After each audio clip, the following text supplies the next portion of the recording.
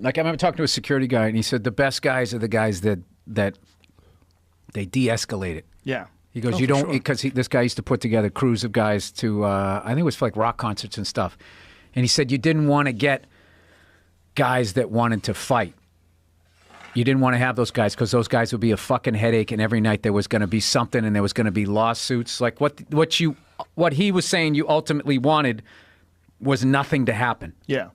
So I remember, because I was joking with him, I remember a long time ago, the Grill 93, this old Dick Doherty room. I remember that joint.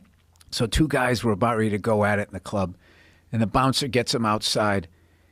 Okay, and this guy's trying to say his point of view, and he put his hand on his shoulder. He goes, no, all I was trying to do, he barely went like that on his shirt. And he goes, okay, first of all, don't touch me. That's what the bouncer said. And just immediately it was here, and then it went to here, and then those two guys started yelling at each other, and then within, I don't know what the fuck, he just twisted the guy up and took him out.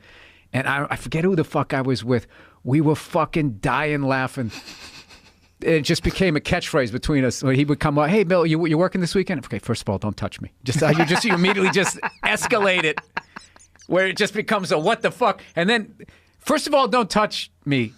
From 90% of guys is immediately going to put you in your ego, where it's like, oh fuck, now he's on top of me and I'm the bitch. I gotta at least get a little get at his eyebrow level. I have to come back with something else. It was inevitable. The second he said that, first of all, don't touch me, I did like the 3 slide steps down, because I learned that young watching fights. You know, you don't want to have a really good seat because it's like a tornado. You don't know where it's going to go, and you think you're like 20 feet away. That meant me at a Bruins game, the old Boston Garden, and it was like one of those, just everybody smoking. You probably couldn't smoke in the Garden at that point. I just remember like smoky bars and shit. So we went in there, and everybody was hammered. I was hammered, drinking like fucking Heffenreffers. Remember the Green Death, right? Like, dude, this is like 6% alcohol. So some like one of those 2 rows of fans fighting, which is always great because like the people that are a row up are just throwing down. These guys getting fucking pounded. There's always a loafer laying there, right? Mike Milbury picking it up. So I remember the cops ran up there, and I ran up too to watch the fight, and they started grabbing guys and coming down the stairs, and it was the Boston Guard, and there was nowhere to go. And I just remember this big cop bounding down the stairs. He literally had a handful of this guy's neck. It was like his whole neck and his jugular, and this guy was 2 colors. I just remember he was going, try to push me down the stairs, and he came down like... And I was trying to get out of the way, and I think the guy who he had grabbed, like his knee fucking hit me in the back. I just got caught by the debris of this guy running by, and that's when I kind of learned, like, how to watch your fight. Which you watch a fight and you're looking at your exits, because, like I said, it's like you don't know where it's gonna fucking go. And I had learned that lesson. So when I saw that guy say that, first of all, don't touch me. I was just like, okay, sliding over here, let some other people settle in front of me. I can do. I like doing that. Yeah, that's the same as if, you want to be above, slightly above, looking down at all the altercations. You get a better viewpoint there anyway. Yeah, I suck at it, dude. I stopped fighting in like junior high. That was it. I just knew. I was like, this is not my thing. I can't slip a punch. I am slow as shit. I got a big head. I got a huge target. This is not going to go 3 rounds. It's just not.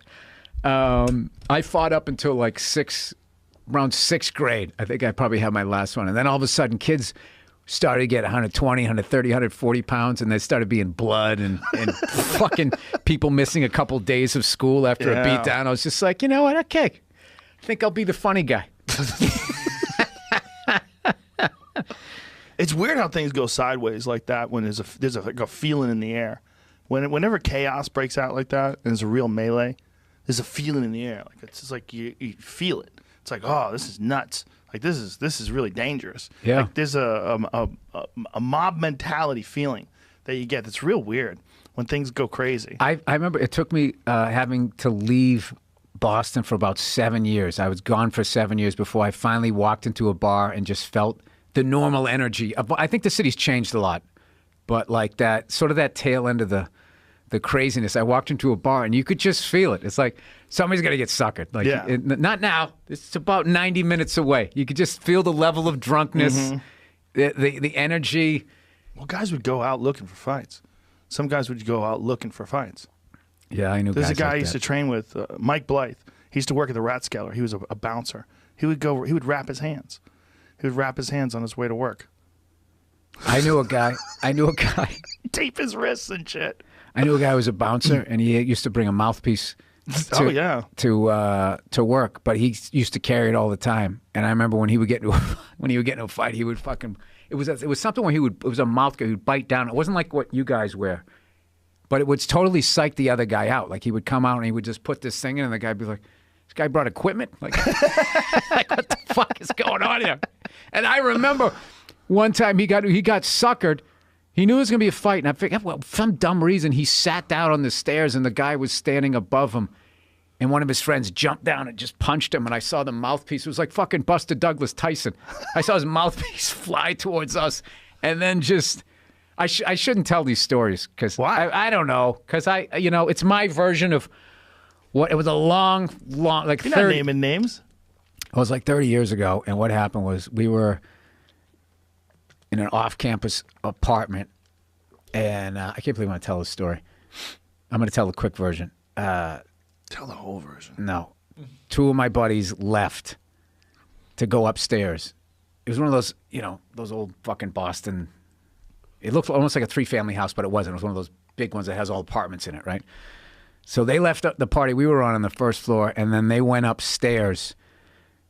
And like 20 minutes, they came back. One of my buddy's shoulders was separated. The other guy was flat lipping, and he had a flat top too. I remember he had this big fucking gash coming right down here, and blood coming down his face. And we were like, "What the fuck happened? What the fuck happened?" It was like, "We just asked this guy for a drink, and the whole party started beating on us." So this whole mob goes up the stairs to go fight the party, right? And I'm going upstairs like, "What the fuck am I doing with my big fucking head? I'm going to get knocked out here." But I have to go because they're my friends. So we fucking go up there, and we hear the party. So my buddy, the mouthpiece guy, like the most innocent void ever, knocks on the door. He goes, "Hey." He's like, "Is there a party going on in there?" Right? And the fucking door opens up, and it was like a fucking Wild West movie. Like a saloon fight. Just fucking haymakers. I remember, I didn't even want to go in. I was so scared because I was like, "Oh my God, this is going to be fucking nuts." And just the mob just sent me in. And it was just like, everybody's just throwing. I remember this dude jumping over my back, punching me in the face, right? And the smoke fucking clears, and it all settles. It was all like fucking 15-second melee, and it all fucking settles. And we look at the party, and there's like 6 or 7 guys, 6 or 7 girls, and there's like a board game that's tipped over, and we had gone to the wrong party.